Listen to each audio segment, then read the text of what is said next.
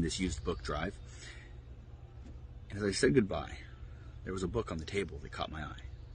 And alhamdulillah, it was the Quran. And I said, that book, can I buy that? And they said, yeah, go ahead. So it was maybe a couple dollars. I bought the Quran. And I don't remember reading it that day. But later on in the day, or maybe the next day, I started reading it. And I literally could not put it down at all. I couldn't put down the Quran.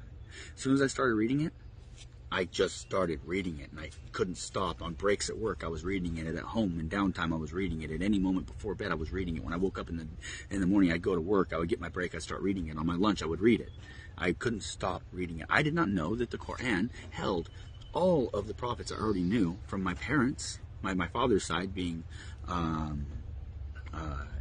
teachers of Sunday school. I knew the Bible. My grandmother used to tell me the Bible stories when I was a kid, and she would get the Bible out and we would read it, and I would go and stay the night at her house, and my brother would be playing outside, and I would be inside listening to her read the the Bible to me.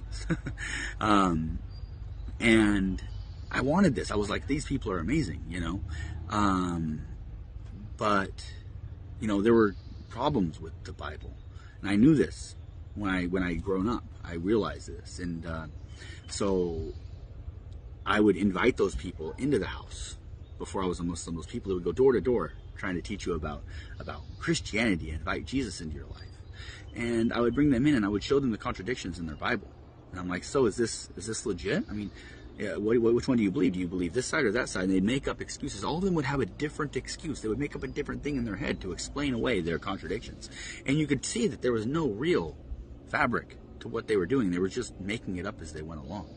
And I could never stand by that. So that's why I wasn't a Christian.